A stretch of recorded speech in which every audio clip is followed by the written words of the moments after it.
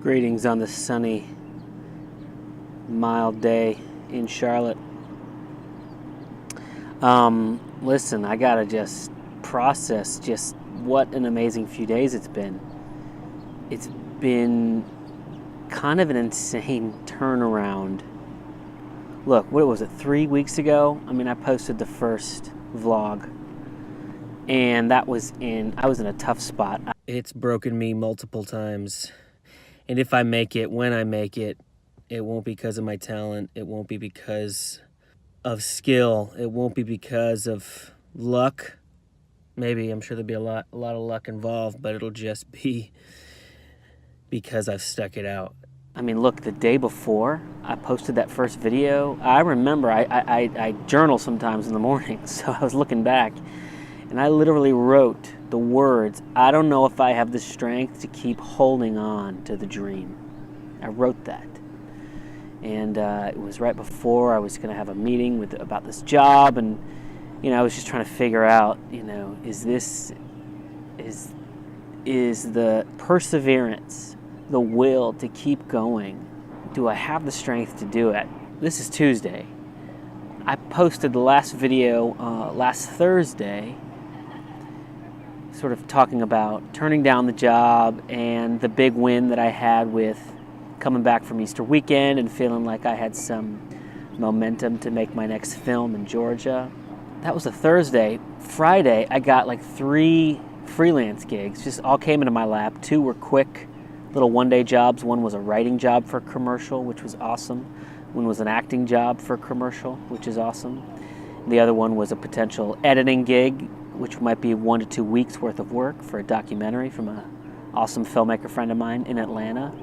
And then yesterday, Monday, the company I've been doing a lot of marketing work for reached out to me and asked if I wanted to do something more long-term on a month-to-month contractual basis as a creative consultant, which is just an amazing opportunity because it pays well, and it would be steady work, and it would have a lot of the benefits of full-time work with all of the freedoms of contract and freelance work, and I'm sort of just grateful for it, and it's still things that are in process. I don't quite know how it'll all shake out, but I'm just so encouraged.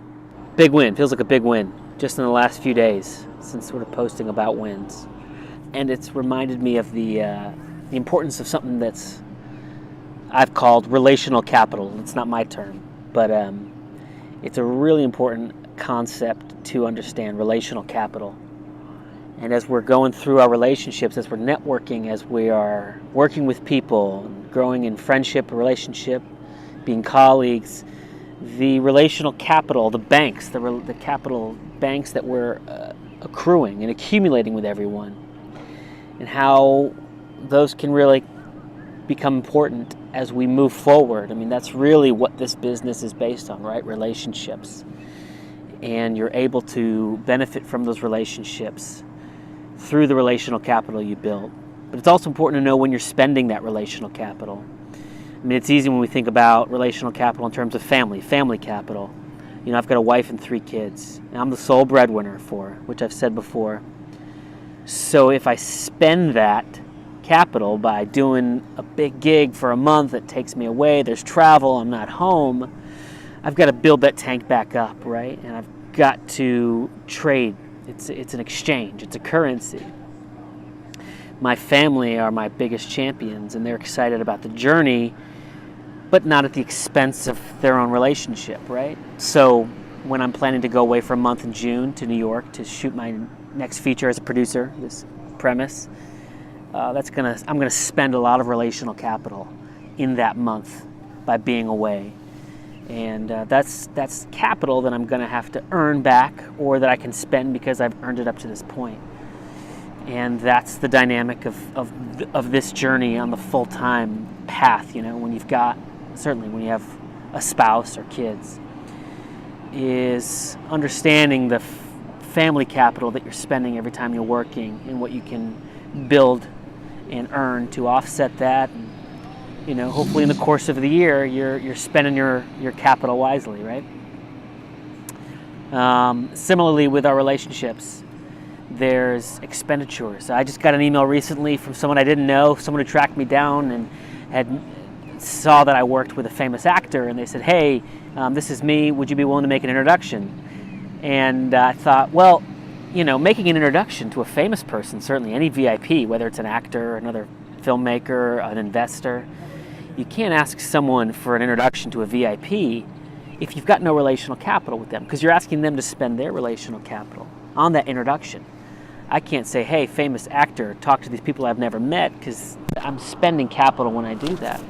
Now I can do that for people that I've built up that capital bank with, but certainly not someone who just finds me out of the blue.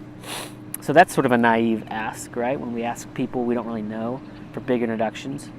These are all things that are good, and we negotiate and we understand as we go forward. But it's important to understand that anytime we're asking somebody for something, we're asking them to spend relational capital on us.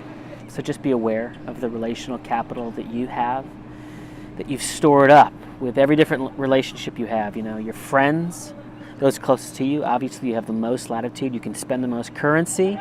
But then there's an exchange, right? If I'm calling in favors, I'm asking for things, I'm spending relational capital, then there's an expectation to return that. And that's sort of part of the ecosystem that helps propel us all forward, right? As we're become a network of artists and professionals trying to make it.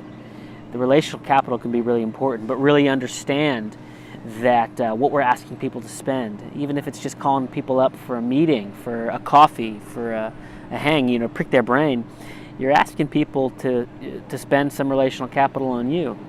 Just be aware of that and use it wisely. Use it to your advantage, but also respect the capital that other people have.